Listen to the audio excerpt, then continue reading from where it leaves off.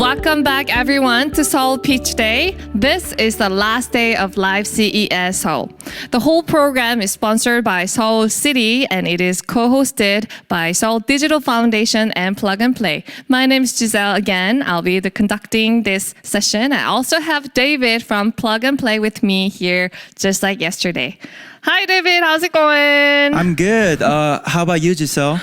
I'm doing great. Actually, it's really good to see you again. Yeah, it's good to see you again as well. Will you please say hello to our viewers? Yeah, of course, sure. So, hi everyone. Thanks for joining the day 2 of the Seoul Pitch Day.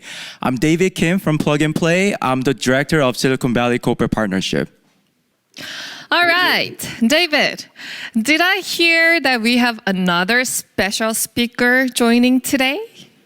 That's right, Giselle. Okay. So, we have invited Robert Gray of Alchera. So, Alchera is an artificial intelligence image recognition software company. That's right. Providing solutions that work across like system, cloud, and hardware, and many more. And he'll be speaking on the topic of venture global market. Oh, sounds very interesting. Okay. Oh, yeah. Should we meet him now? Yes, please. All right. Hello, Robert. Are you on? Hey. How's it going? Hi, good afternoon, everyone.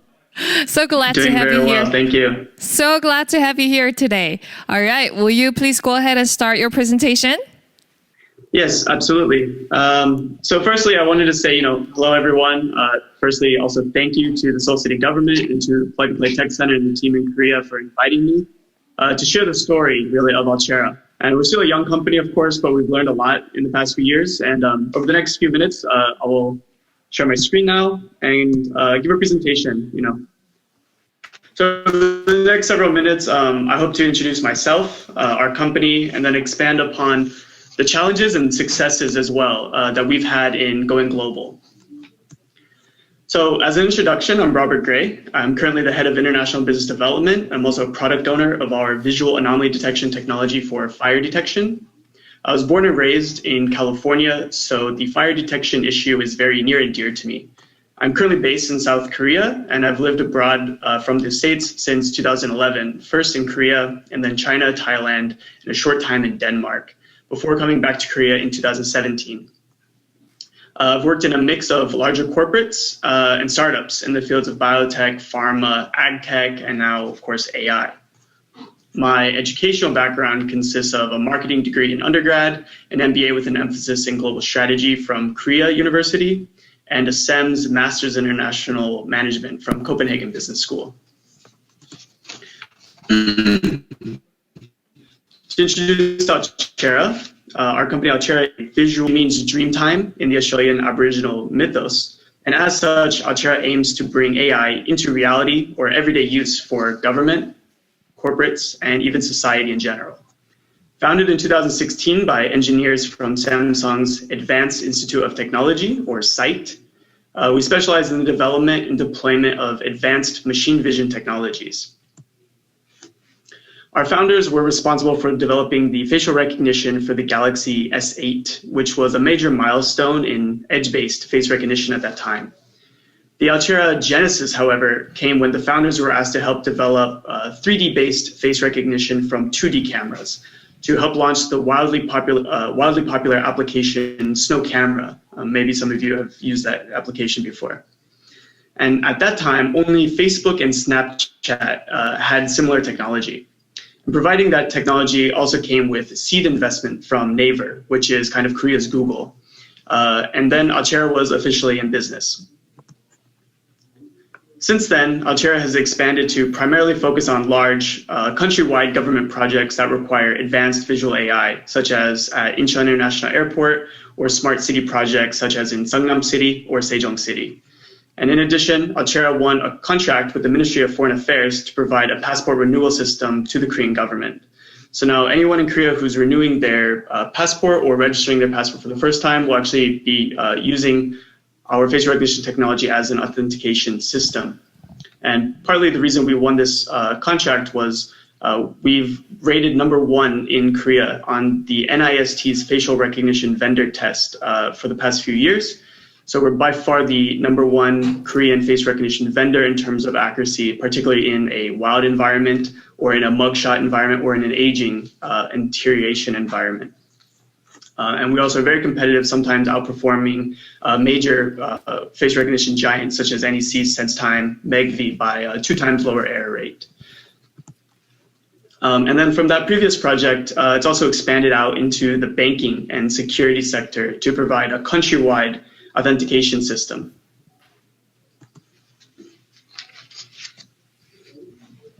Such as with Snow Camera, we've also helped major corporates launch their own products powered by Al체라's technology.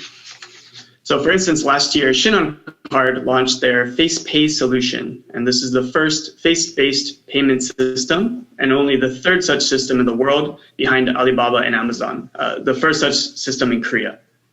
Al체라 was the vendor of choice to provide the core technology to authenticate those transactions through face recognition. And while COVID has slowed the launch, FacePay is partnered with the GS brand of retail stores, and as such, will become very widely available here. A few other popular services are powered by Al체라. Lastly, Al체라 has started to develop our own full solutions and services, from a high-quality data collection and labeling platform to COVID-fighting access control systems. And this focus on our own solutions was partly spurred by our need and desire to go abroad, and some of the challenges we faced when first venturing out. The primary desire to go abroad was really due to the limited market size in Korea for our previous projects, and this was about around the end of 2018 when we started looking to really venture out. I mean, there are only so many government RFPs that come out each year, and only so many companies we can provide a single solution to before we've basically flooded the market. The FacePay solution is a very good example of this. Once you provide it to one bank, you or their competitors may be barred from providing a similar service. I should mention that we do have a subsidiary in Vietnam, which was our first overseas venture, but it's primarily an R&D hub to help with our data collection and labeling efforts, which is the basis of any AI company, but as I've also mentioned, as a service that we do provide. However, we still conduct all of our business from our headquarters here in Korea, aside from now some ongoing projects abroad via local partners or business trips pre-COVID, right? And one of the biggest challenges to entering the overseas market is, of course, market fit. I think every startup faces this issue at some point, and even just in the domestic market. And once you figure it out locally in the domestic market, it may not always translate over. So trying to replicate our success in an entirely different cultural and regulatory environment with the same solutions and strategy just was not going to work. And issues of a lack of network, name recognition, and new competitors added to this difficulty. For Al체라, it was basically going from being a big fish in a small pond to like a tadpole in the ocean. The primary way we overcame these issues was through focusing on that market fit first. So there's some background needed here. Our approach was to do market exploration as cost effectively and efficiently as possible. Before COVID, of course, being on the ground was the best way. But that's usually a bit costly, right? And that's where Plug-and-Play Tech Center comes into the story. Now, I think Dave will enjoy this part. So based in Silicon Valley and boasting of early investments in Google, Dropbox, PayPal, and 5 new unicorns just this last year, 2020, Plug-and-Play has become an accelerator powerhouse along the likes of Y Combinator, Techstars, and 500 startups. But Plug-and-Play operates with a slightly different business model. Startups can join Plug-and-Play without sacrificing equity. Instead, corporate partners who pay into Plug-and-Play's open innovation platform ultimately decide which startups join, allowing startups access to big name corporates as potential customers and potentially for acquisition. Plug-and-Play will also then have an option of investing in those startups, but only if they come to like mutually agreed terms. And that said, Plug-and-Play regularly tops the list of most active early stage investors. And very fortunately, I've had the privilege of joining multiple batches at Plug-and-Play Tech Center around the world, and I've participated in many of their official and unofficial events. My first introduction to Plug-and-Play was through the international program held in Silicon Valley. And this is usually a combination of government-sponsored programs and a bit of a crash course, I would say, to the plug-and-play ecosystem over a couple of months. In my case, it was sponsored by the Korea government's Korea Innovation Center, KIC, their program in the Silicon Valley office. And while KIC organized their own accelerator program, we were essentially applying for a spot in Plug and Play's international program. And I would absolutely recommend taking advantage of all the programs that are available or subsidized through the Korean government. Of course, if you think there's a good match with your company or your product and service, I think that there's quite a lot of those offerings. And now I really want to share the story here, which I'll always remember and was the real launch point of what is now one of our primary solutions. If you visit Plug and Play's headquarters, you'll see a huge wall with all the companies, with all of the partner logos, partner companies' logos. I mentioned market fit as being the biggest challenge. And so I simply asked myself, while looking up at this huge wall of all these logos, which of our use cases from Korea would have the biggest impact on the companies on this wall? At that time, some of you may remember that the power company PG&E, Pacific Gas and Electric, was in the middle of a multi-billion-dollar lawsuit due to their power equipment failing and causing one of the deadliest wildfires on record. At the same time, we were supplying some camera-based fire detection technology to KEPCO, the Korea Power Corporation. So it was very early stage, and the use case was quite different. And frankly, Korea does not have a wildfire issue, so we hadn't yet really thought to apply it in this outdoor environment. Through Plug and Play, we were able to really rapidly iterate on that use case, pitch it to investors, check it with mentors, and then of course with the corporates themselves to gauge their interest and keep learning until we found what we believe now is a proper product market fit. Another success story, which Plug and Play was really vital to, was our introduction to the global construction conglomerate Kajima Corporation. In this instance, Plug and Play was not actually the mediator, even though Kajima is a corporate partner. In this instance, instead, we actually met them at an industry event, and Plug and Play allowed us to have a sense of localization, a physical space to meet in, as well as the name recognition that comes along with being a Plug and Play selected company. These were the crucial issues alongside the product market fit that we faced and that were kind of alleviated through the Plug and Play program. And through this interaction, we were able to develop a face recognition-based manpower management solution specifically for the construction industry, utilizing our edge-to-cloud face recognition capabilities, which is all tied into a web dashboard. And this became really our first SaaS product and is launched in Japan with Kajima Corporation as the primary customer at the moment. And we're now in the expansion phase. Working with Plug and Play has been really great help in not only connecting with customers that we have kind of pre-targeted, have set solutions for, but of course for just efficient market discovery. We've actually gone very deep into one industry vertical through Plug and Play's ecosystem, where we currently are actually unable to provide a solution technically, but we're able to put it into our technical roadmap then because we're able to validate the demand and build the necessary relationships directly with the decision makers themselves. I think I could do an entire presentation on what I love about Plug and Play, but to keep it simple, I think it's really their business model and global reach, which I believe allows them to be so successful and useful to startups and definitely to Alchera. And to close out, I'd like to end on providing some maybe tips for working with Plug and Play, which have helped us get the most out of our time in the various programs. The first is to simply be ready to network with everyone in the ecosystem, from the corporate partners, the Plug and Play team themselves, the mentors, and other startups. I know this seems quite obvious, but I've actually seen many international companies specifically struggle with this. Some other great advice in this area I've gotten from Plug and Play Japan was to find a champion, likely one of the corporate innovation managers who will sort of be an advocate for your company internally and likely across with other companies in the ecosystem. The second is just to pitch. There are tons of opportunities, and the practice will become very useful to advance through the Plug and Play ecosystem and make the most of your time. So this is really all about efficiency, I think. The next areas to focus on are events. I would say specifically the summits and the deal flows. So the summits are sort of a graduation ceremony, but you may actually be invited to pitch in a different batch than your own, which will act as sort of an application.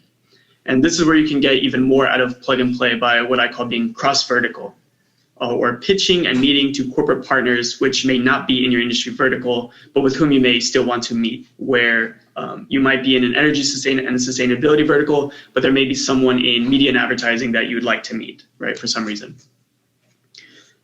The deal flow sessions are short, like 20-minute one-on-one sessions, usually with a corporate partner or other guests, such as an outside VC or other. And as with any business meeting, right, it's important to be prepared in advance, but I would mostly recommend have your proposal ready for them so you can spend most of the time having a focused discussion instead of just pitching, just introducing your company, or at least have like a line of questioning prepared if it's mostly just for market research purposes. This is also where Plug and Play's business model really comes in. If you can provide value for the corporate partners, I think more doors will always open for you. And my last tip for working with Plug and Play is to simply ask for what you need. Having success at Plug and Play, I think really may come down to this one simple point. Just ask for what you need. I've seen countless companies go through the motions of Plug and Play and kind of complain that they did not get much out of it. But in some cases, of course, there may not have been a good fit for their vertical or for their company. But the vast majority, I believe, are simply because they didn't ask for introductions, didn't ask for a new mentor, or really ask for much at all. And the Plug and Play staff, for me, have always been more than happy to offer me any help I needed. Some have even gone as far to make a quick introduction to the CEO, allowing me a kind of spur-of-the-moment deal flow with the CEO of one of our target customers who just happened to have been stopped by the office. Our future plans for expansion absolutely include staying involved in the Plug and Play ecosystem.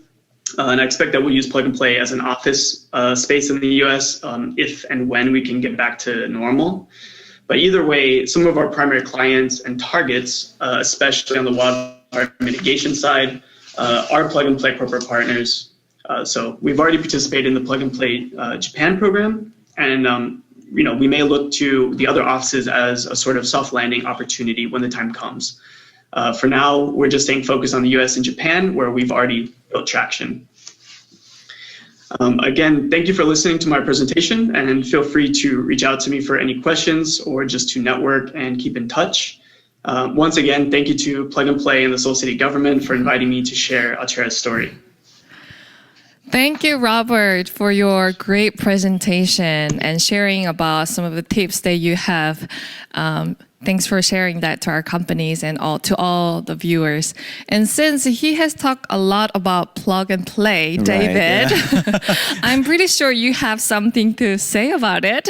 Oh yeah, Robert. First of all, as Giselle mentioned, thank you so much for sharing a lot of insight, especially on your startup journey and all the challenges and the success that you had gone through by working with Plug and Play. And of course, you talk about Plug and Play so much. I know. Good things about Play. Yeah, all the good things about Plug and Play. Hopefully we could, maintain a good relationship down the line.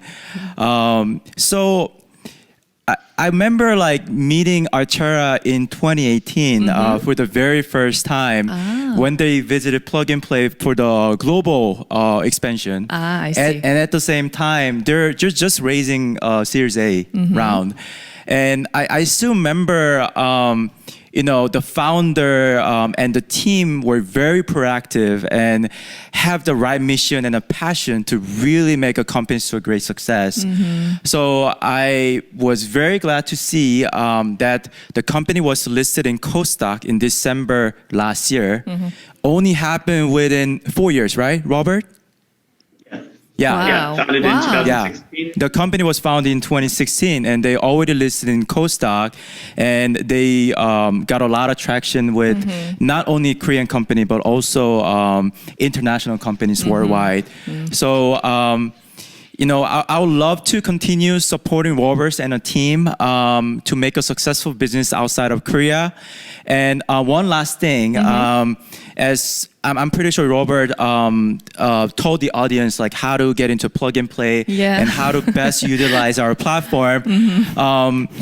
I think we as a plug and play, we value startup the most. We wanted to make sure that we support and accelerate the startups that has a lot of potential.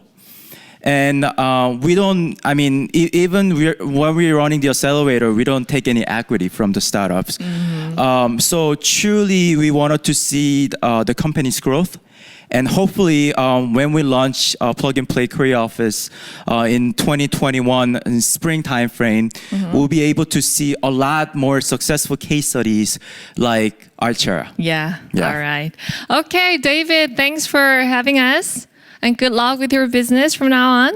We will let you go. Great. Thank you again so much. I appreciate it. Everyone enjoy CES and hope to see you in person next year. Thank you. Okay, so David, yesterday at Seoul Pitch Day 1, we heard from 7 innovative companies in Seoul, right? And we had a great chance to get connected online with representatives from global VC like PNP Silicon, PAP Japan, and Singapore. And we were able to hear their feedback, and they also gave some solutions on the products and services to our companies. And you also have shared about your thoughts about each company. And but in general, tell us how you enjoyed the session yesterday with me. Sure. So first of all, I was very impressed that in Korea, there are a lot of great companies with great ideas and technologies. And I was very surprised that many out of 7 companies that we had yesterday, they already has a very good connection and they already been co-working with major international companies out there. That is so true. And it was a great time for us to see how excellent Korean startups are. And I was also amazed at their innovative products and solutions as well. And I think that brings us even more excitement for today's pitch, doesn't it? Absolutely, yeah. Okay, so at today's pitch, we will hear from 6 other innovative companies based in Seoul. David, I think you will love today's session as well if you enjoyed it yesterday. Oh yeah, since yesterday I really enjoyed the session. I'm very excited to hear more of these companies down the line.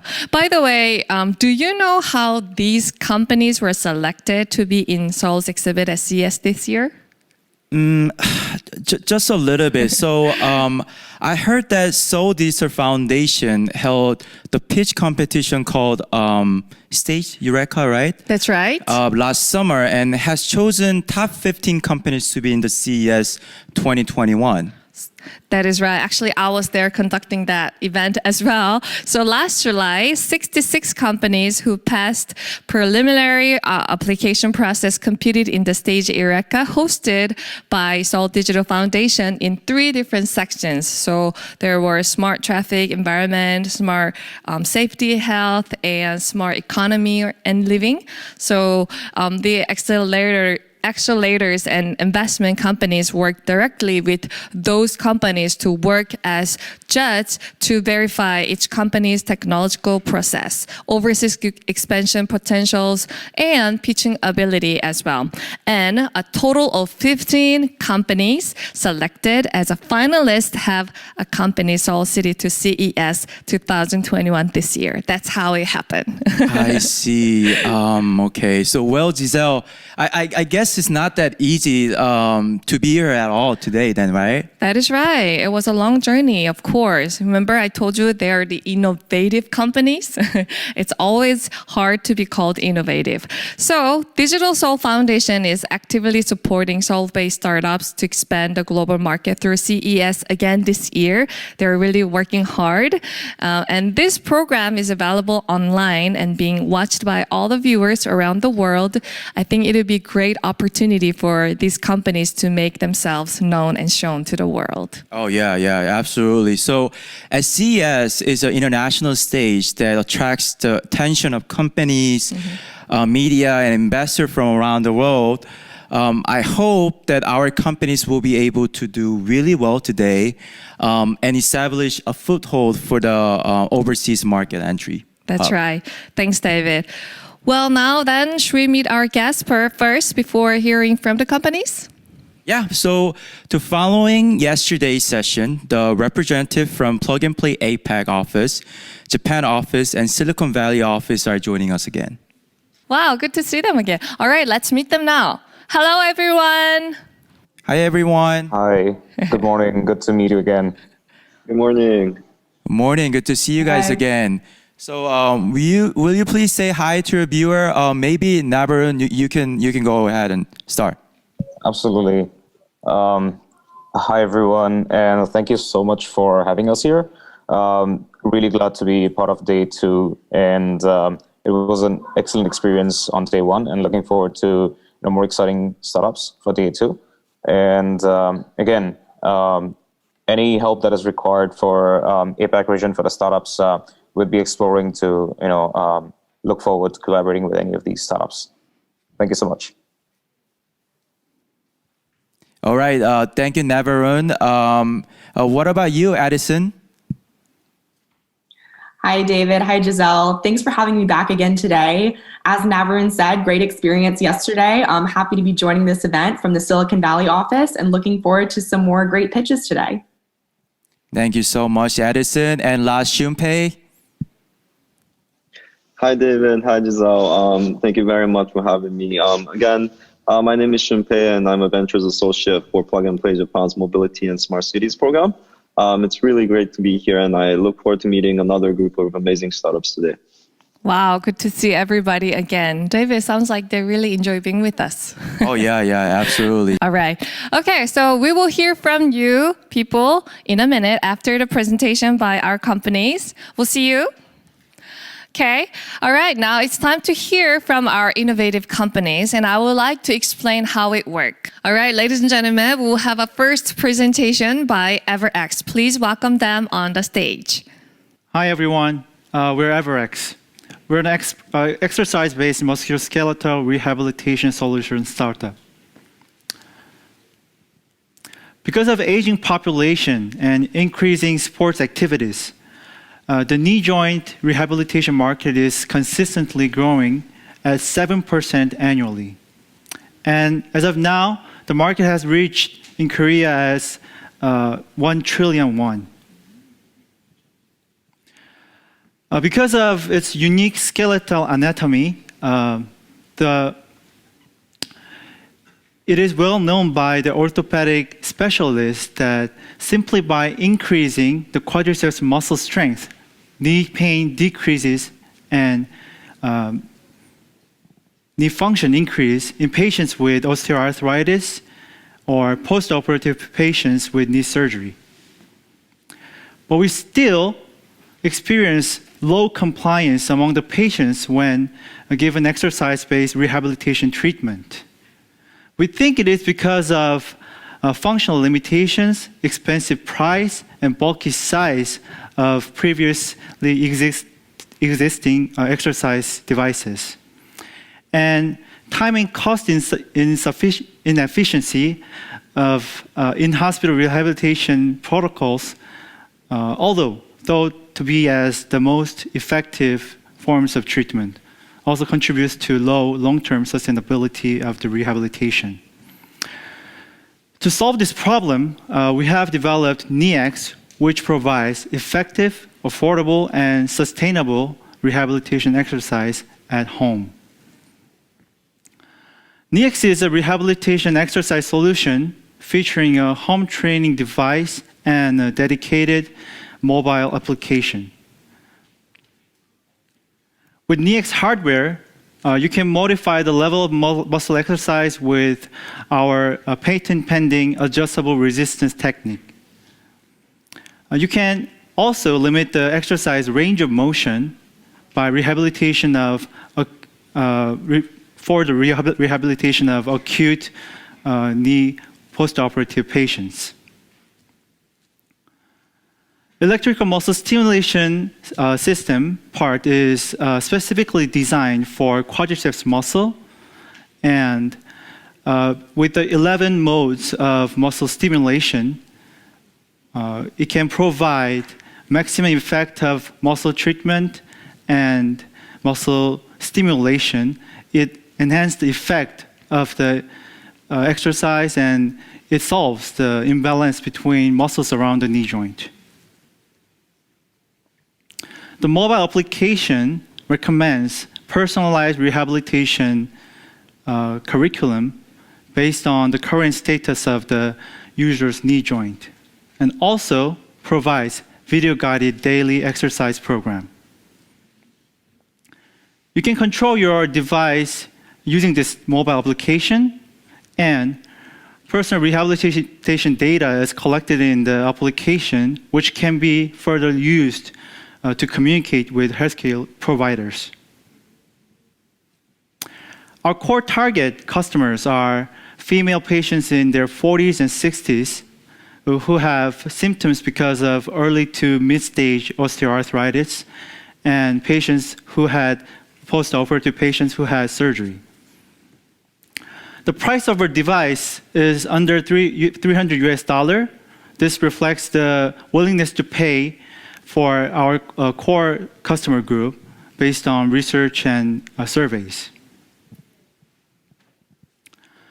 Our current revenue model is based on hardware sales, but we are planning to become a global digital therapeutics player in the near future by upgrading our software and further development of the personalized exercise recommendation program using the data collected from our device. First, we will solidify our position as a musculoskeletal rehabilitation solution provider using our device and application. And next, our next stage will be focused on becoming a leader company in the digital therapeutics musculoskeletal rehabilitation market. Our strength is based on comes from our core members. As an orthopedic specialist, I can easily introduce our solution to patients in need. We have strategy, finance, and marketing specialists from Boston Consulting Group as our core members, and software developer, a designer, and exercise trainer, a hardware advisor, all of whom are experts in their respective fields.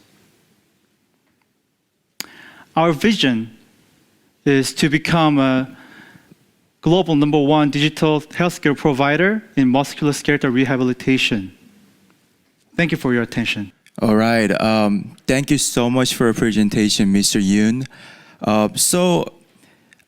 I think one of the strongest strengths of AberX is that they have a very strong team members with a number of orthopedic specialists. So they're able to easily pinpoint patients' needs and introduce the right solutions to their patients. I personally think that getting the solely clinical data will be the key to their success. So if they're able to, I'll say, form a partnership with the multiple major medical companies with the list of solid data, they will bring a lot of synergies. Mm-hmm. So that's it from my side. And we have a number of advisors out there. What do you guys think? Do you guys have anything to add? I can start. Thank you very much for that pitch. I was wondering, what kind of specific data would you be collecting through your solution, and how would you be monetizing on that data in the future? So basically, the data we're trying to collect first is how patients are keeping up with the rehabilitation. So the current problem is that rehabilitation takes time. It's a long-term treatment and need to be sustained continuously to be successful. But the problem is patients don't keep up with it. Yeah, they start to give up in mid of rehabilitation, and the effect doesn't show. So what we're going to do is how the patients are keeping up with the rehabilitation at home by using our device and application. It collects the data of patients' working exercise time and exercise strength, exercise curriculum, how they're keeping up with the curriculum, and that kind of informations are collected. And secondly, with our device, we can check the strength of the quadriceps muscle. So they can get the feedback by our device that how the muscle is getting stronger with the rehabilitation, and how the function of knee and how the pain changes with it. Very interesting. Thank you. Thank you. Okay. Maybe I have a question here, as in terms of your competitive advantage, how do you see your competitive landscape? Because there are quite a few other devices out there, as well as training apps. First, there are a lot of training apps, but there are, as of now, there are no currently used regularly giving personalized rehabilitation curriculum apps.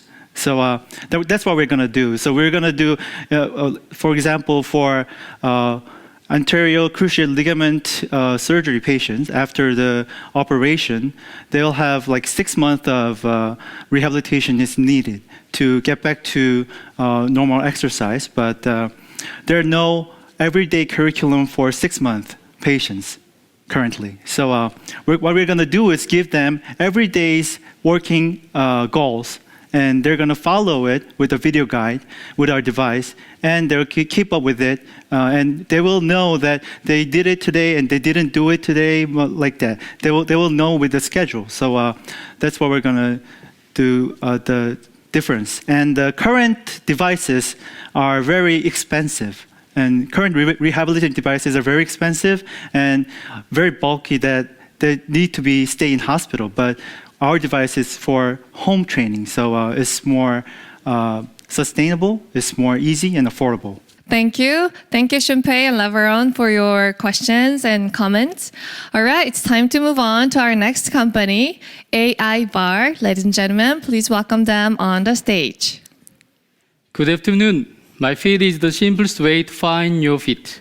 And I am Bomin Kim, the CEO of AI Bar.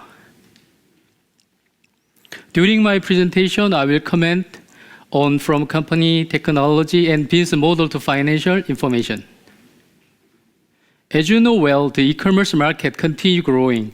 However, it is also true that disputes between online sellers and customers are increasing as much as the growth of the e-commerce market is. In case of returning rates at the offline store, more or less 3%, but at the online store, reached 20%, and at the home shopping case, dramatically increased up to 30% in a domestic standard. Why return occurs? There can be several reasons. However, 60% of it is owing to the unfitted sizes, and this return leads to approximately $7.5 loss per case in a domestic standard, which include shipping, repackaging, and customer service charges. As a result, this situation is not good for both consumers and sellers. So, AI Bar developed MyFit for the benefit of consumers, sellers, and even society. Consumers can obtain their body measurement based on at most 50 body sizes extracted within 10 seconds, only by taking photos of the front and side of their body with the accuracy of less than 3% of error rate.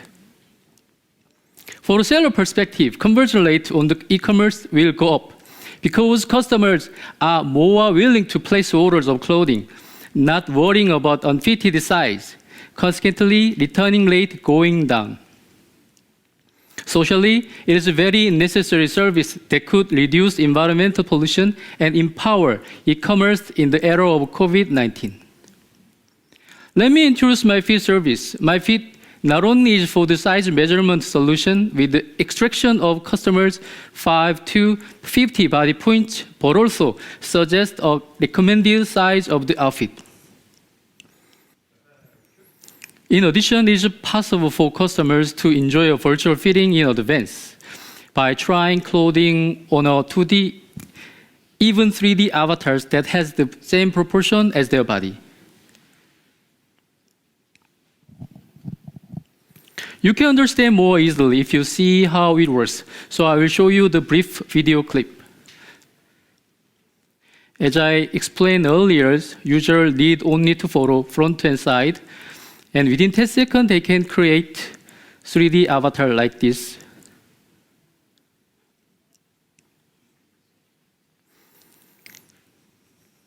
And they can create avatars. They can try them on any clothing as they want. At this moment, 3D mode are supporting. 온라인 의류 사업을 해온 김보미 대표는 사이즈가 안 맞다고 반품을 요구하는 고객과의 분쟁이 항상 골칫거리였습니다. 그러던 중 올해 2월 해결책을 찾아 새 사업을 시작했습니다. 양팔을 더 올려주세요. 손 부분을 뒤로 조금 밀어주세요.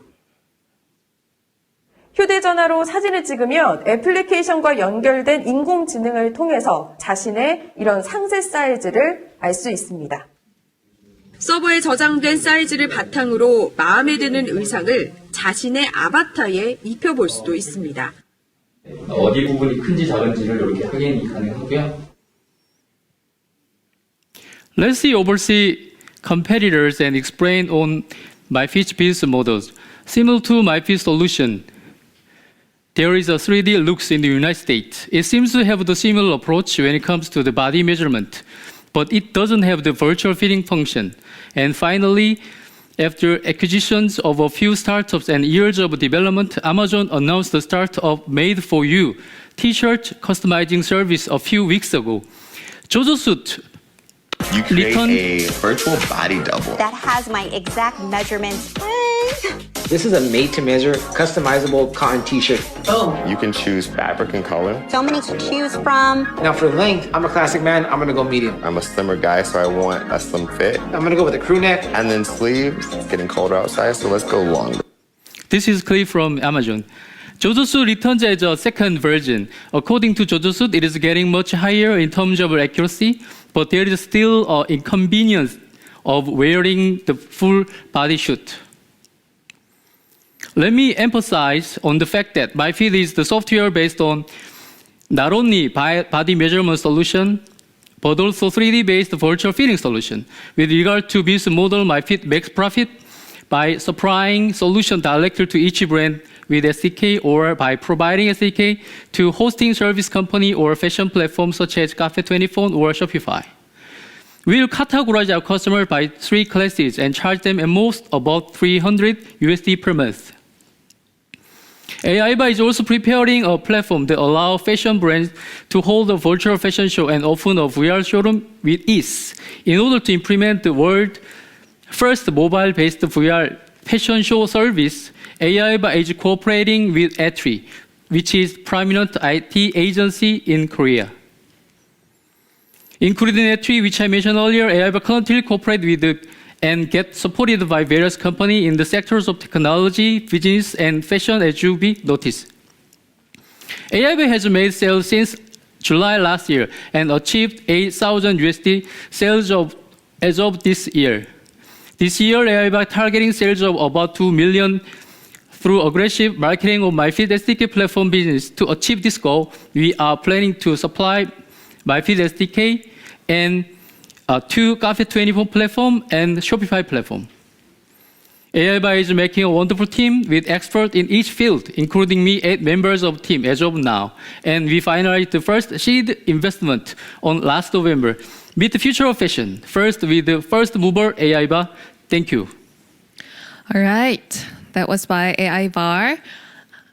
David, I think I want that kind of service. Oh yeah, me too. Actually, Isn't it? I actually spent a lot of time on online shopping, and when I was looking into this, when I was hearing into this presentation, I felt like, wow, I really like to give it a try. Me too. And see how it works for me as well. I know. All right, let's see what our advisors thought. Does anyone have questions for AIBA? Sure, I can go first. Please. So 2 questions actually. The first question is that in terms of the technology, how does the angle of the picture affect the result? So that is the first question. And the second question is in relation to your business process. So how do you bring e-commerce platforms or merchants on board? And how do you basically do business with them? Yeah, thank you for your question. Actually, we will provide the manual for user to take the right pose. So maybe if users follow the manual, maybe the angle or other factor cannot affect the output. And as I mentioned earlier, so we are cooperating with the big names such as Shopify and Cafe24. So we are closely cooperating with them. Okay, anyone Maybe else? a follow-up question to Navarun's question is that I totally understand why a consumer would want to use your product. It would be so much easier and exciting. But help me understand, why do the e-commerce stores pay for it? Does it make them get more customers? Is it help them prevent returns? What's in it for the e-commerce player? Yeah, maybe let me give some very important KPI for e-commerce that are looking at they want to reduce the returning rate and they want to enhance the conversion rate. So maybe if they use our solution, maybe they can get both. Does it make sense? Thank you. All right. Definitely. Anyone else has questions or comments? Any advisors? Yeah, I think I saw during your presentation that some companies have already implemented your solution. So I was wondering, do you have any data that actually shows that return rates has gone down for those companies? Yeah, during development of 3D avatars in Korea, so we gather a lot of data. So based on that, we could, complete the 3D avatars. Finally, I want to emphasize on the fact that maybe MyFit solution is not just the body measurement solution. So if you see the virtual fitting function, as I show you, maybe not only the e-commerce player, but also the consumers will like it. I guess my question was, has return rate gone down for the companies that implemented your solution? Because that's one of the major benefits you're providing to your customers, right? Yeah, actually, as I mentioned earlier, maybe I hope, I want the e-commerce market to get the benefit, of the reduction of, returning rate. Because, before they buy the product, buy the apparel, they know which size will fit, their body. Got it. Thank you. All right. Ladies and gentlemen, that was by AI VAR. Thank you so much for your presentation. We'll look for that service. Oh yeah, right? I'm very much looking forward to it. Me too, because I spend a lot of time on shopping online as well. But most of the time when I have to return that is because of size, right? Oh yeah. Yeah. All right, ladies and gentlemen, it's time for us to move on. Here is our third company. The presentation will be given by Nuvi Labs. Hi, I'm a presenter of the Nuvi Lab.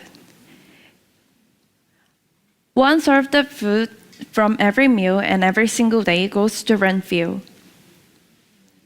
This produces almost 30% of our world greenhouse gases, while between business relate an annual $1.2 trillion on the food waste.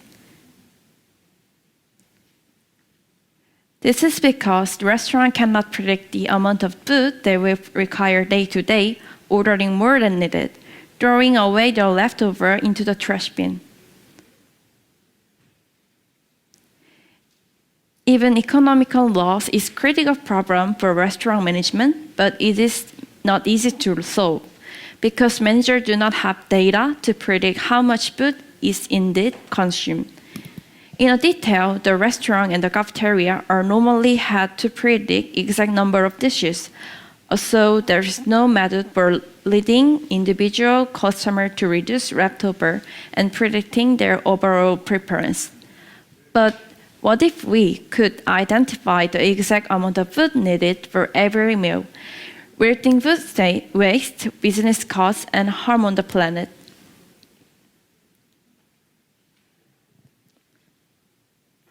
Our solution came from the idea of predicting every data in restaurant. Utilizing the data helps predict the actual intake, analyze the rate of the intake and leftover, and know the customer preference. With this innovation, we've got the unlimited potential for your business. Introducing NubiScan. NubiScan is an AI food scanning technology that provides crucial insight on the food consumption and leftover. In less than half a second, our AI camera identifies the food and the amount of each food on the single meal plate and how much of each food is thrown away into a trash bin. Using this data, the scanner analyzes and predicts how much each meal will be consumed. This allows cafeteria and restaurant to plan every meal according to the customer preference and prepare the exact amount of ingredients needed.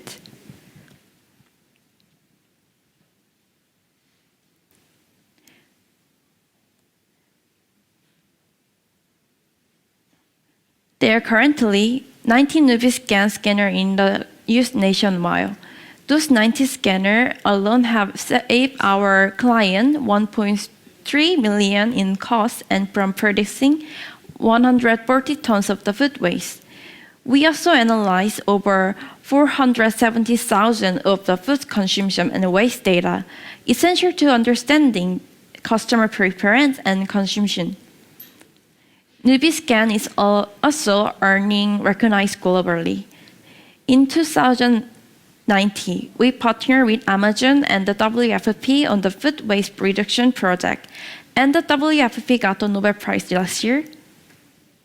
In 2020, we were named on the top 5 startups in the AI Grand Challenge and recognized as a potential unicorn by CES. Also, we selected as a CES 2021 Innovation Award honored in 2 categories. Plus, we do various projects with Korean military and school cafeteria to reduce the food waste. As you know, the movement for protecting environment and regulation for food waste is getting started. And I think that this movement extends our market possibility once more. First, we are looking forward to the catering market potential, which is valued $14.9 billion. By 2021, we envision ourselves expanding into 20% of the domestic market, installing our scanner in school, hospital, and company cafeteria. By 2022, we plan on expanding into a global B2C market, amassing $2.5 million in revenue. I think NubiLab's strong competitive advantage can make it real. Our AI food scanner measures objects without actual scale, unlike other computers do, and it makes our device easy to install and compact so that customers can get this with reasonable price. Our team is composed of the experienced individuals from Hyundai Motor Group, who are the most qualified to building this technology. The AI technology using autonomous driving is 90% similar to the main technology using the NubiScan. One cafeteria can save $5,000 a month by reducing 20% of its food waste. NubiScan will make this real, cutting unnecessary costs and negative environment impact in the process. Let's scan and save for sustainable change. We are NubiLab. Thank you. Thank you, Nubi Labs. That was very great presentation. And David, I have heard about their business not only because I was there with them at CES last year, but also I heard about their success in their business through all in Korea already. Because that business works for like cafeterias and schools and things like that. Have you heard of them before? Oh yeah, actually, I did hear about the company, and through a colleague of mine, I had an opportunity to have a quick meeting with the CEO. I see. And I was actually very impressed by the fact that those 90 scanners have saved your clients about $1.3 million. Wow. And they got a lot of traction from not only restaurant, but also like government entity and other corporations. So actually we are in a process of having another meeting with our team in Siliconvalley and Singapore office. Wow, that sounds great. Okay, let's see what our advisors think. Does anyone has questions? I can kick it off. Thank you for that pitch. I think it's great what you guys are doing. I was interested to hear more about the long-term vision for the company. We are plan to make some kind of the application for the customer, because it's for the customer it's hard to connect with some kind of the information and accept the information in a person. So we want to make a visualize the food information to the customer easily. So we will plan to make a application the next year, because the application is easy way to access. Yes. Got it. Thank you. Anyone else? Sure. Maybe I can go next. So the solution itself right now is targeted more towards the consumer. So for a standard customer base, let's say, for example, a cafeteria in a school, it makes sense because the customer base is very standard, right? But how do you deal with a variable customer base? So for example, a restaurant. Our survey is based on the big data, and the big data is like gathering the information, when more and more is customer. It can be the customized for each customer. So we will make the service like that. Like if you're using US, is focused on the US customer, we can gather the US customer data, and so it is customized for the US customer. But for example, for Taiwan, it will be gather the Taiwan data, and then it will be for the focus on the Taiwan customer like that. Well, time's up. I kind of got you what you were asking, but I think that wasn't enough. Maybe next time, if we have a chance, we'll get back to you, Lebron. Please apologize for that. All right, let's move on. That was by Newbie Labs, ladies and gentlemen. Oh, thank you. Oh, time goes fast. Yeah. Okay, until they get ready, David, so how's it going? Good. I mean, it's... Since we have, 3 companies, right, so far? Yeah? All right. I'm glad to hear that we're already halfway through, and some of these companies are good. I think I was amazed at actually Newbie Labs because last year when I saw them at the CES, they were already in their process and has been success. But now they have grown much more the last year. So I was really good to see them again at this time. And I wish them for a luck. All right, ladies and gentlemen, this is PyQuant. Please welcome them on the stage. Okay. Hi, I'm Hyunung Oh from PyQuant. PyQuant provides customizable component detection solution using light, called spectrometer. It can detect any substances up to molecular unit, regardless the form of solid, liquid, and even gas. This spectrometer is small enough as much as a little fingertip size and affordable price. Let me talk more about the spectrometer. When every matter is exposed to light, it reflects differently according to their feature. Therefore, by analyzing the reflected light, we can know the target matter's constituent. this analyzing method has been used from NASA since 1950s, and now most laboratories use to analyze the substances. But this analyzing method used light for the measurement. Too many noises appear during the measurement, and this problem makes the spectrometer big and expensive.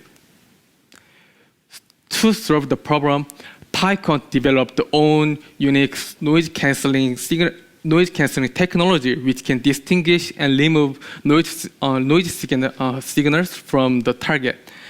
And we succeeded to enhance the SNR signal-to-noise ratio up to 48,000 times. Therefore, we become to develop small size, affordable price spectrometer, even we are keeping high sensitivities. We compared our PyQuant spectrometer with the laboratory spectrometer at $70,000. And as you can see on the graph, the PyQuant spectrometers show the high reliabilities with the high-priced laboratory spectrometer. We applied 17 patents and registered 6 patents related with the spectroscopic technology. And now we are cooperating with diverse field global partners. Since the spectrometer can be applied to various fields, including smart home, smart city, smart factory, smart farm, and healthcare. From now on, I will show you how our solution can be used. The first item is water scanner. Countless people all over the world are suffering from the waterborne disease because there is no good way to check the water safety. Nowadays, the equipments which measure the water safety are too expensive, too big, need professional person, and impossible to do the field test. Therefore, PyQuant developed the water scanner, the portable water quality analyzer. It can detect bacteria, especially E. coli, in real time. Compared to existing equipment, it is 1/10 the price and test cost. In addition, it is small enough to carry in our pocket. We believe that water scanner can help people to check water safety anytime and anywhere. The water scanner got the certification from the KAIST for the performance, and in recognition of the world's best technology, PyQuant was selected as the fourth Grand Challenge Exploration Partner of the Bill and Melinda Gates Foundation in Korea, and now we co-work with various public institutions and companies. Our technology is well introduced on UNICEF and Bill and Melinda Gates Foundation webpage. The second item is skin scanner. The trend keyword of the beauty market these days is customizing. So many portable skin analyzing equipments are coming out, and cosmetic ingredients analysis platform has growing significantly. However, existing skin analysis equipment analyze only the surface of the skin and has very poor accuracy. Furthermore, most people do not know how cosmetic ingredients affect to their skin. Therefore, we applied our spectrometer to the skin scanning device, so we help people to check their skin condition. As the light penetrates the skin, this skin scanner can analyze not only the epidermal layer, but also the dermal layer. And in addition, it can analyze the cosmetic ingredients. So, by accumulating the data of the cosmetic ingredients and the skin change data of the user and analyze the correlation between them, we can provide the optimal cosmetics and provide the customized cosmetics to them. The last item is AirQuant. It is an indoor environment measurement device. AirQuant can measure 14 indoor environment items, including particulate matters, TVOC, CO2, CO, SO2, NO2, temperature, humidity, luminance, sound, noise, and early fire detection. User can check real-time environment data on web and app dashboard And by using the data, users can analyze the cause of the air pollution. PyQuant applied our own noise cancelling technology to air quant sensor to enhance performance. As you can see on the graph, air quant measurement accuracy is significantly higher than its competitors. Data measured by air quant can be used to consumer in many ways. In addition to simply measuring and displaying air quality, it can also reduce the power consumption as well as the preventing constant indoor pollution in conjunction with HVAC system or air purifier. An early fire detector built into the air quant is a system that measures the constant temperature and analyzes the abnormal temperature changes and notifies the user before a fire breakout. This function can be applied to identify suspected corona patients indoor or to detect external intrusion. AirQuant now is installed in Seoul government or so many factories and Busan Transportation Corporation. PyQuant was founded in 2015 and currently has a team of 10 members. Thank you. Okay, so that was by PyQuant. Does anyone have questions for them? Hi there. Thanks for a great presentation. I thought it was especially interesting to hear about your air quality solution, considering what a hot topic that is these days with indoor air quality being such a problem. I'm curious, it seems like in the past we haven't used spectrometry for indoor air quality because it's so expensive. Will you talk about the cost of your product? Oh, yes. The air quant's the price can be changed according to the MOQ, but as I cannot talk about I think I can talk about just the sample price. The sample price is around the $700. $700 US dollars? Yeah, US dollars. Yeah.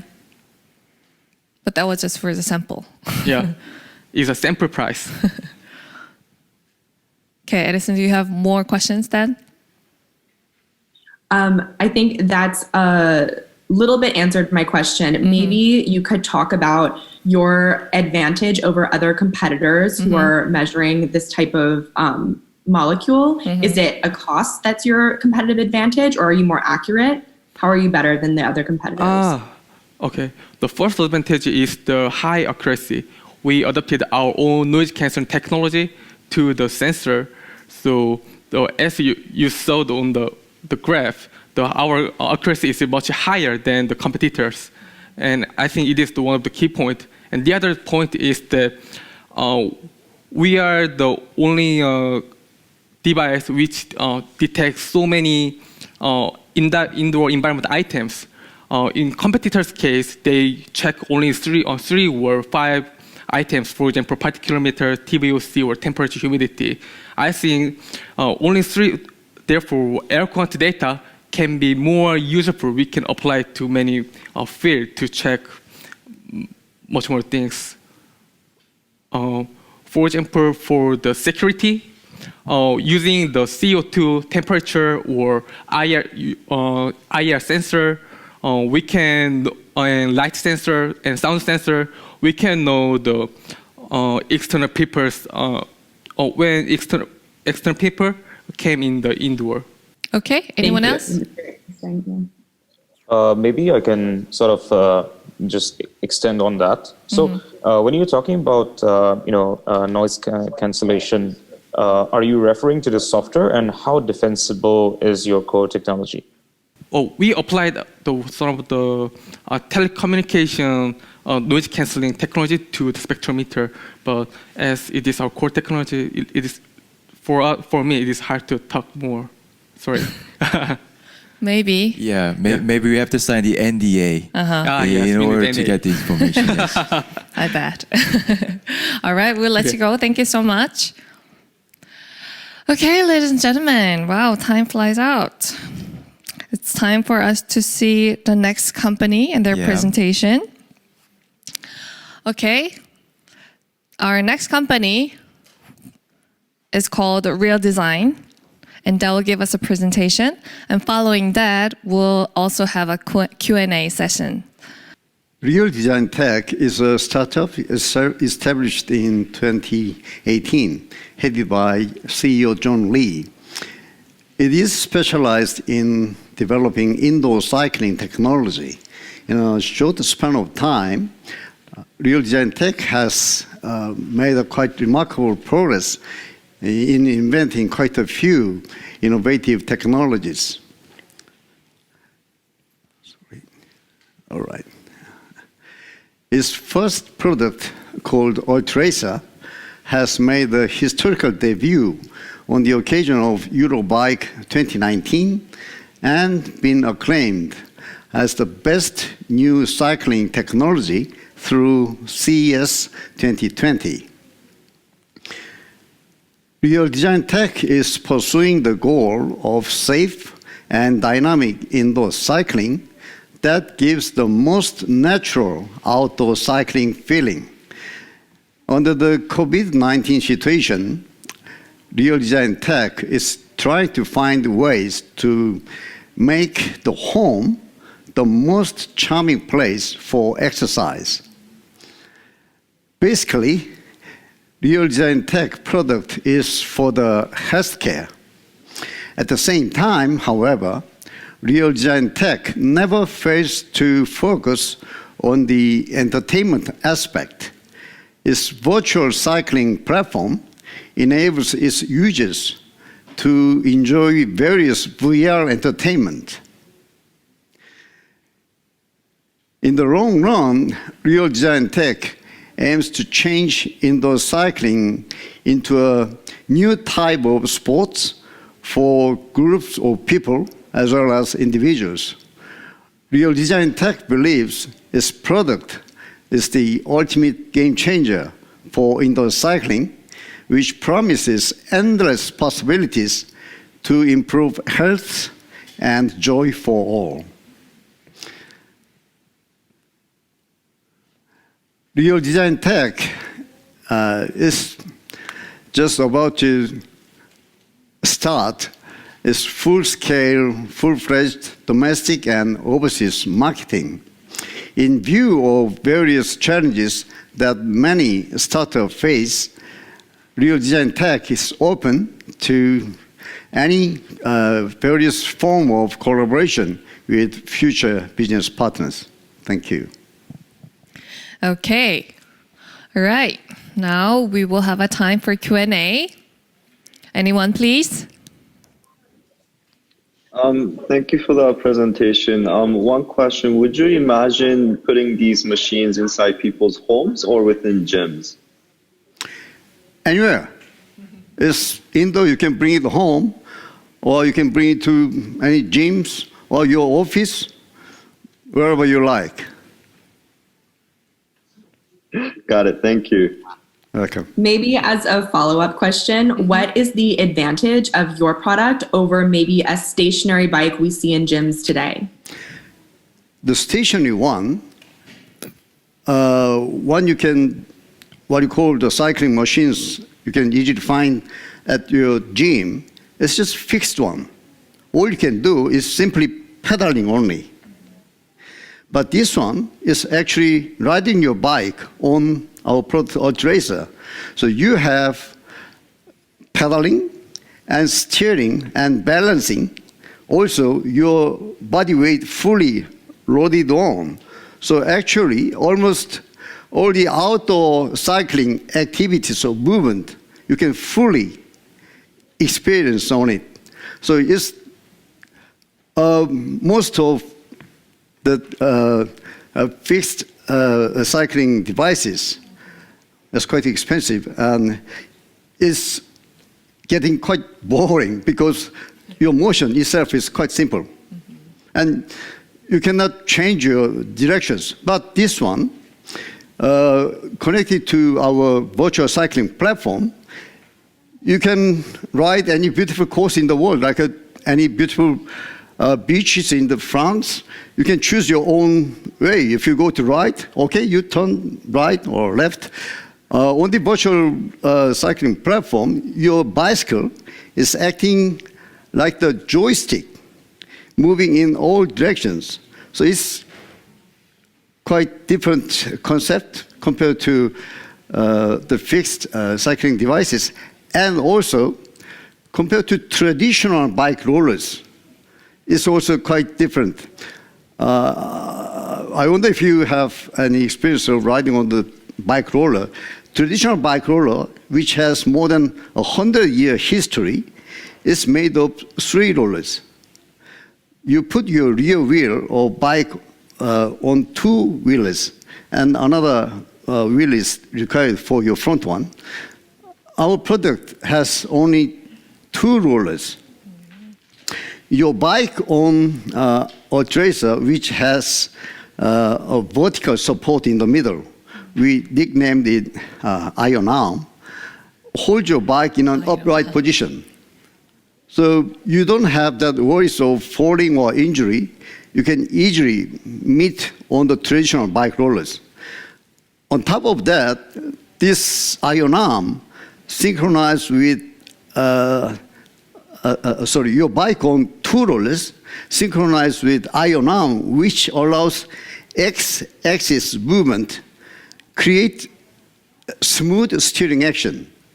Uniquely, Altracer, you can have seamless side-to-side movement as well as forward momentum. On the fixed one, you cannot never feel the forward momentum, but this is all possible on our product Altracer. So that's why when we went to CS last year, it has won the best new cycling technology by all cycling specialists. And Okay. yeah. Thank you. All right, Lavaran, I think I can give you just a little bit more time if you have any question. Sure. Actually, on the same note, right? Very curious to understand if I choose a different route, and then basically if it's a hilly area, can I actually feel that while I'm cycling? Is that provided as a feedback? We have a plan to develop it into 45D things. Then, we can add up. You can have wind coming from front or from the tails or whatever. Okay. All right. So that was it for Q&A session. Thank you so much. Okay. David, do you like to exercise? Oh yeah, I mean, I think it's an amazing company, and I actually watched a few of indoor cycling company on YouTube, and the one thing that I like about company is that they have a very special like movement system. I'm pretty sure that's a key differentiation of this company, and if I get a chance, I would love to see the pricing. Me too. And pricing and get into a business model. It's just a very interesting technologies. Yeah, because I didn't like cycling for exercise at the gym because it gets so bored. But you know, like he said, if we have like wind or any other like attractions, I would love to try that out. And I think the cost is important too, right? Yeah. If it's too expensive, hard. But if it's costable, then I think it'll be fine. Oh yeah.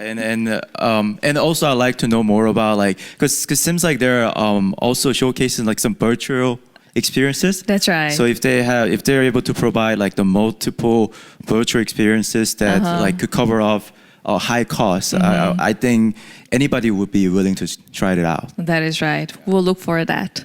Okay. Or when you buy, will you let me know? Oh yeah, of course, absolutely. All right. Okay, ladies and gentlemen, let's move on. We will have next company will give us a presentation. And the company's name is Wayne Hills Ventures. Is that correct? Yeah, that's correct. All right. Ladies and gentlemen, please welcome them on the stage. Hi, I'm Brian Han, R&D team for Wayne Hills Ventures. We develop software that uses AI to take text-based contents and turn it into video format. That's more digestible for many of today's busy people.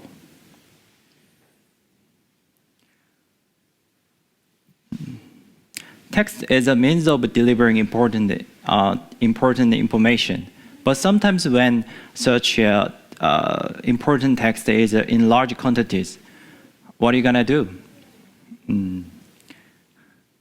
I thought it would be easier to communicate if I show the text as a video contents.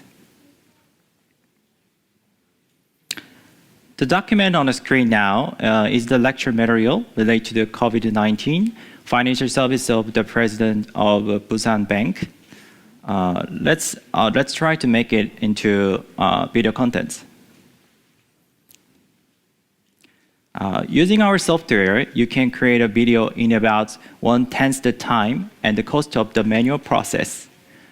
Here's an example of our existing user interface. You can log in and input text, and it automatically summarizes text. And you can find and match images. And after merging image and video and rendering complete, it automatically converts into video like this.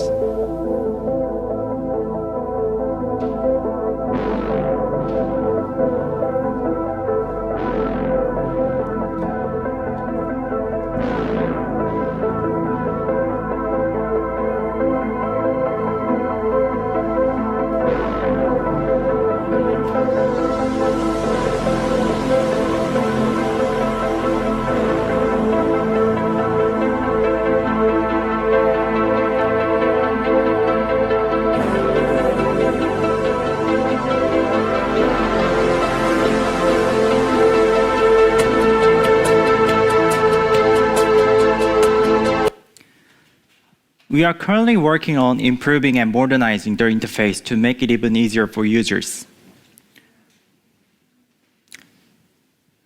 Our software combines all of the contents into a video. Then the video retains the original point of the document, but provides visual cues that help many digest and retain the information. In our service, artificial intelligence creates a very easy to understand video content with text documents because artificial intelligence makes it, not human. Our service can provide a video without technician, data, time, and effort. In other words, our AI saves up to 90% of the cost. To ensure the quality of our produced contents matches your exact needs, creators can take the video that our AI produces and edit and customize for the final production result. Most of the companies do not create a video for the vast majority of their products.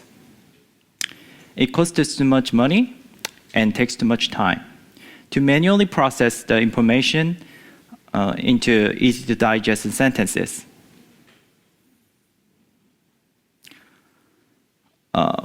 We've already created engaging videos for the big-name brands in Korea, including insurance companies and banks. To see some of the videos that we've created, you can visit our YouTube channel. This is a group of our customers who have used our service so far, and their use cases. Our customers are mainly Korean global groups, including Samsung. It was thanks to innovative cost savings that a small startup like us was able to attract global companies as customers. In total, we have 176 customers and partners and have raised $2 billion in investment. We are using that investment for R&D and marketing. We are a creative team led by Soo-min Lee, with 10 years of experience in new media content creation and software development. We have 4 teams comprised of AI engineers, operator, sales, and R&D specialists, ready to scale for the next level. It was a great honor for me to speak to you today here. And if you send us the document that you want a video, and we very welcome to respond you back with our video contents. Thank you. Thank you so much. I think that was a great presentation and I'm very interested in their service as well. Oh, yeah. Yeah. Okay, anyone like to make comments or questions, please? Thank you for that great presentation. One question. Are you guys able to provide this solution in a different language as well?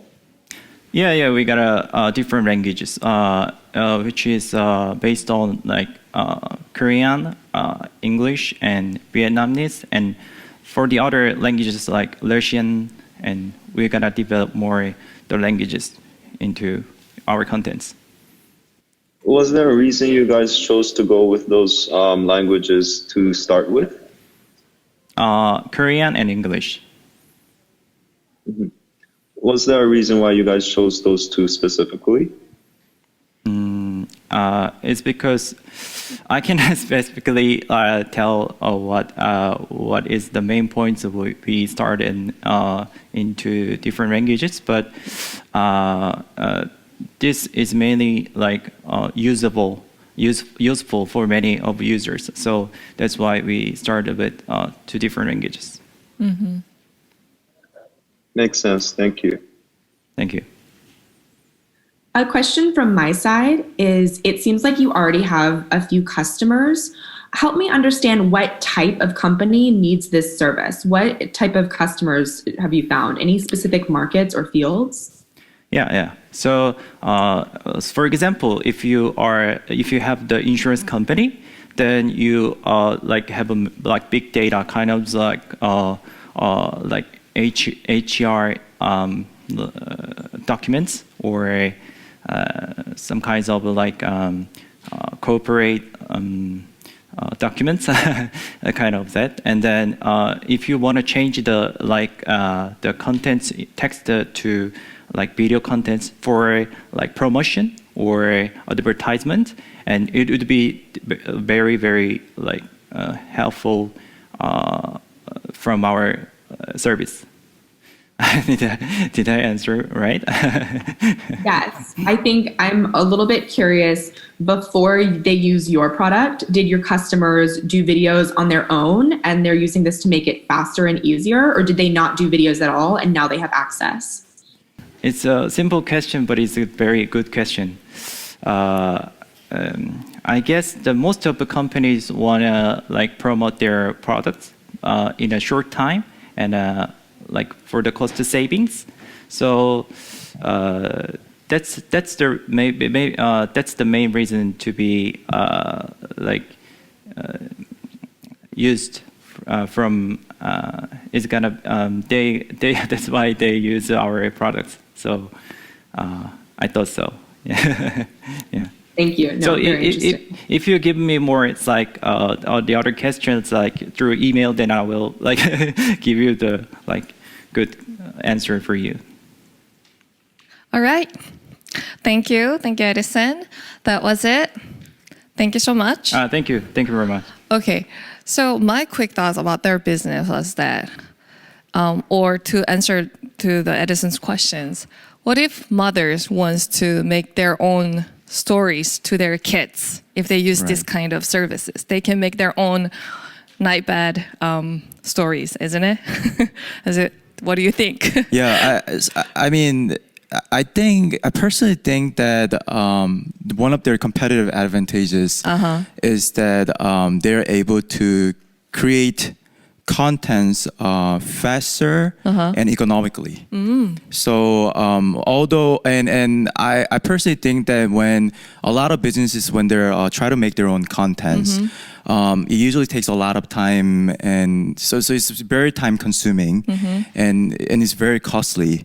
And I think Wellness Venture is doing a great job in terms of creating contents in such a short period of time. Yeah. And actually, out of all the 7 startups, I was actually very amazed to see how much traction they have received. I don't know if you pay attention to the presentation, but they have 137 clients, and majority of them are like in banking and insurance industry, and these are like the most, I would say, conservative company, and the fact that they would love to use their services also proved that they had a great market validation, and I personally think they have a really good potential to growth. And although they're doing a B2B business at this moment, but in the long run, as you mentioned, they could also tap into the B2C market.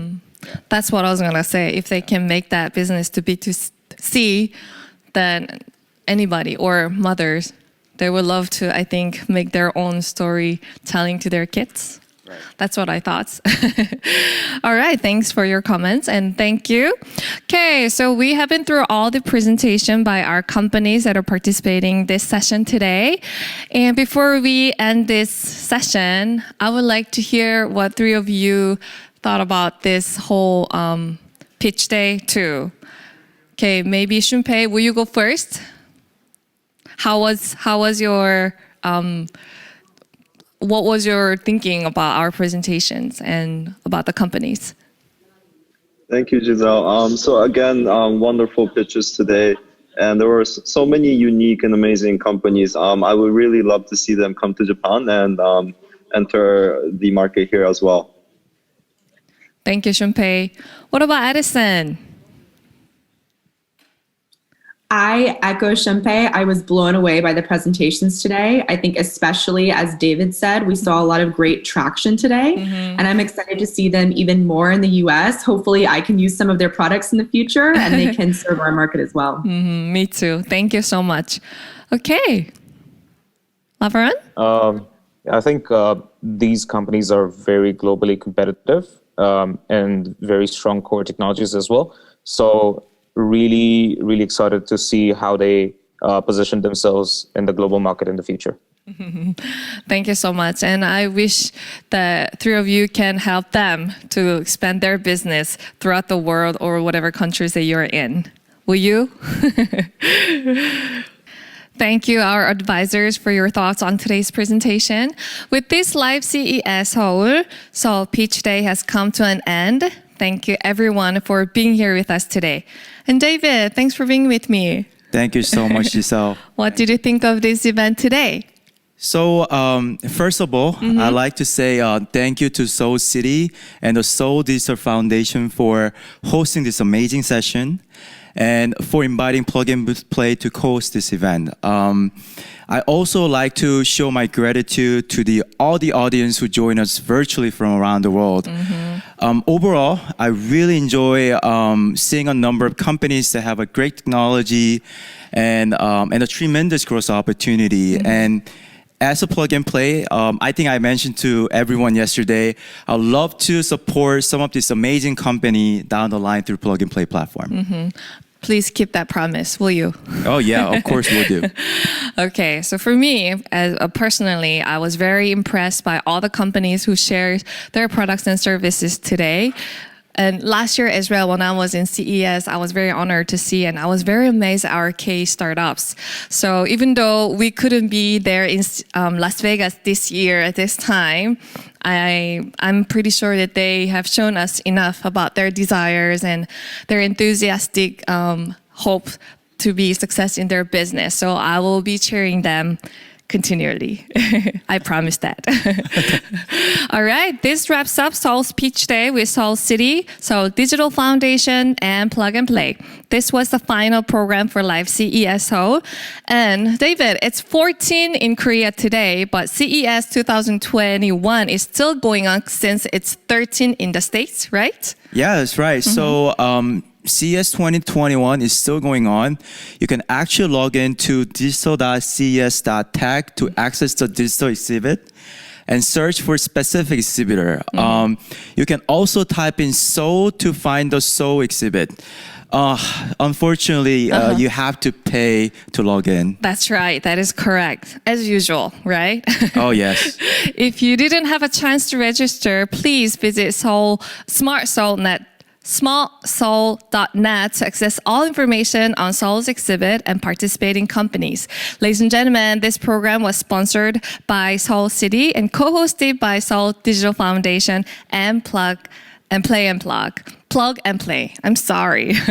All right, this time has come to the end. It feels like just yesterday I was in Las Vegas, but it's so hard for me to say goodbye. I know. I feel sad that because of COVID situation, we're not able to do it offline. That's right. But at least we have this opportunity to do it online. And since I know that everybody who is also watching virtually is having a really hard time because of COVID, but both U.S. and Korean governments are working towards to spread out the vaccination. So hopefully by 2022, we're able to see each other offline in Las Vegas. Do you think it will come? Oh yeah, 100% sure. Me too. I'm sure we will be able to meet everyone in Las Vegas in person next year. I'll look forward to meeting you all there. All right, ladies and gentlemen, thank you so much for joining us for CES 2001 Seoul Live CESL program. Thank you and bye. Bye. Thank you.